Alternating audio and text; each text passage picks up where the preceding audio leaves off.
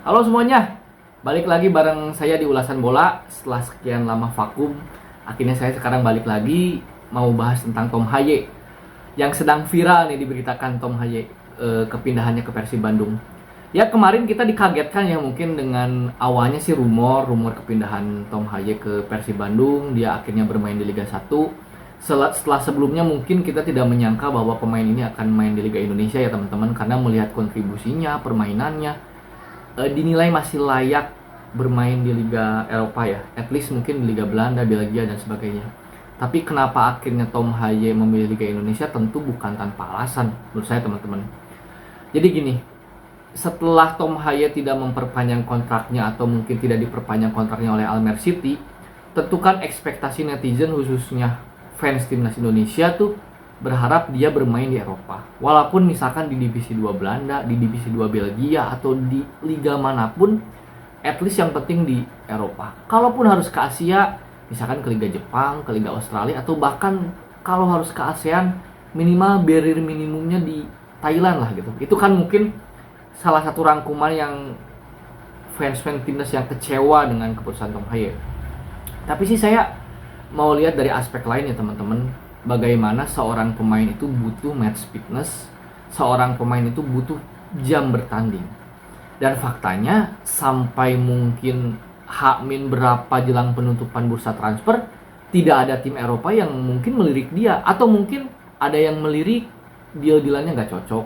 Ada yang melirik, mungkin dianya nggak cocok. Atau sebaliknya klubnya nggak cocok. Tapi kan sampai berita akhirnya dia ke Persib Bandung, tidak ada klub Eropa yang mungkin melakukan negosiasi dan sebagainya, tidak ada gitu loh. Jadi faktanya memang saat ini Tom Haye tidak diminati klub Eropa. Kemudian muncul spekulasi bahwa dia diminati oleh Bangkok dan Port FC. Kalau menurut info yang saya dapat sih, kedua tim Thailand tersebut tidak mampu membayar gajinya ya, kan konon katanya 1 bulan 750 juta, which is itu angka yang fantastis ya, apalagi untuk liga di kawasan ASEAN. Dan sehingga akhirnya Tom Haye akhirnya memilih Persib bisa dipahami dalam konteks ini pemain pilar tim nasional, pemain yang masih dibutuhkan oleh timnas, artinya dia butuh match fitness, butuh pertandingan, butuh jam terbang.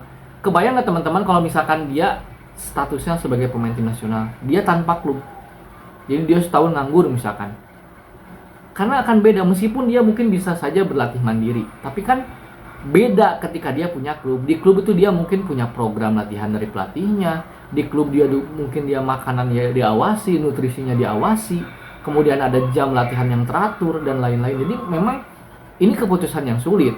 Tentu saja mungkin bagi Bobotoh, bagi fans Persib senang-senang aja gitu Tom Haye datang, meskipun ada yang menyayangkan juga. Tapi kan mungkin Tom Haye ingin masa depannya di timnas masih panjang, yaitu dengan cara menit bermain.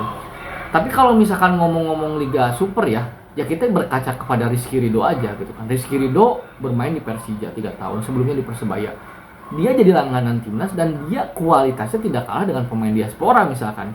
Dia sekarang menjadi pilar utama timnas Indonesia bersama Jay Ijes, bersama Justin Hubner. Padahal dia bermain di Liga Super Indonesia gitu kan, atau Liga 1. Berarti kan tesis atau hipotesa tentang bagaimana seorang pemain yang bermain di Liga Indonesia itu udah pasti menurun, itu dibantah oleh Rizky Ridho. Meskipun tentu ada kekhawatiran di mana pemain tersebut seperti Tom Haye mengalami degradasi permainan. Jadi artinya dia bukannya mengangkat level liganya, tapi malah dia downgrade kualitasnya. Itu yang dikhawatirkan. Tentu saya pun berpikiran hal yang sama. Tapi kan kita belum tahu nih bagaimana nanti Tom Haye menjalani permainannya di Liga Super gitu. Apalagi kan dia ini tipikal pemain yang istilahnya mungkin kasarnya nggak kuat lari, nggak kuat main 90 menit. Jadi kan ini tipe pemain yang mungkin dalam tanda kutip menggunakan otak ya. Secara fisik mungkin tidak terlalu kuat, tapi dia intelijensinya bagus, long ball-nya bagus. Jadi ini kita challenge buat dia juga sih. Dan mungkin pelatih timnas juga nanti mengawasi ya.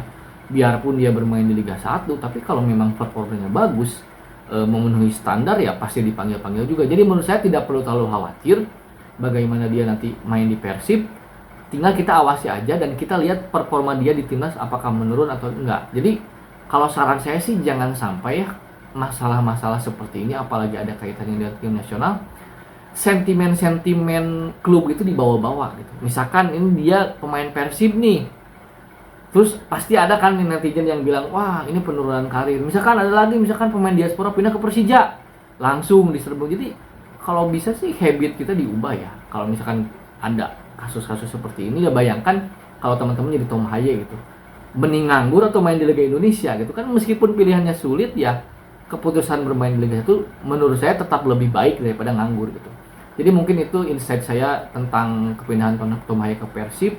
Mudah-mudahan kondisinya tetap bagus, terjaga agar dia bisa mampu membawa timnas Indonesia ke Piala Dunia ya. Sekian dulu teman-teman, salam olahraga.